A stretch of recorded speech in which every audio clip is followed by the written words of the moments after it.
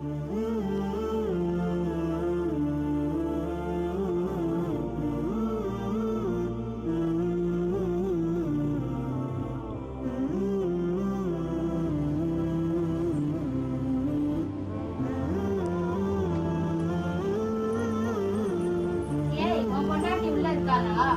அவ மாடியில் துணி கை போட்டுருக்கா. ஏண்டா டேய், நீ அவகிட்ட கேட்டியா? எப்பதான் மீன் உள்ள 20 பவுன் நகை தர போறாங்க, கார் வாங்கி தர சொன்னாங்க, எப்பதான் தர போறாங்க, இன்னும் ஒண்ணுமே தரல. ஏமாண்டி காசு காசுன்னு இருக்க, எப்பதான் இத விட போறியோ தெரியல. என்ன ஒரே சத்தமா இருக்குது? ஒரு ஆளு சண்டை போடுறாங்களோ? அவங்க வீடு நல்லா பணக்காரங்களா இருந்ததுனால தானே பொண்ணு எடுத்தோம். இல்லாட்டி நமக்கு எதுக்கு அங்க ஒண்ணும் இல்லாத, அவளுக்கு வீட்லயே விட்டுட்டு வா. அவங்க வீட்டுல சாப்பாடு போடுவாங்க, அவங்க நம்மளுக்கு காசு பணம் நகை அதெல்லாம் தருவாங்கன்னா நானும் அவளை கட்டிட்டு வரலாமா? என்னால எந்த நிலைமையிலும் அவளை வாழ முடியும் அப்படின்ற நம்பிக்கை தான் அவளை கட்டிட்டு வந்திருக்கேன். நீங்களும் ஒரு பொண்ணு தானே, இன்னொரு பொண்ணை கஷ்டப்படுத்துறீங்க, உங்களுக்கே நல்லதா?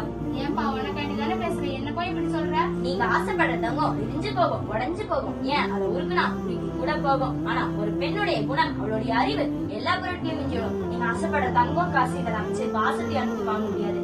இந்த மாதிரி பெண்கள் திரும்பினாதான் நாடு முன்னேறும், பெண்கள் வளர்ச்சி அடைவாங்க. நீங்களும் உங்க அம்மா பேசிட்டு இருந்த நான் கேட்டுட்டு தான் இருந்தேன். இந்த மாதிரி கணவர்கள் தன்னுடைய மனைவிமார்களுக்கு மிகவும் ஆதரவா இருக்கிறனால தான் பெண்களுக்கு மிகவும் பலமாகவும் ஆதரவாகவும் இருக்குது. இப்படி இருந்தா நம்ம நாட்டுல வரதட்சணை கொடுமை இல்லாம இருக்கும். நீ தைரியமா இருமா, நான் இருக்கேன்.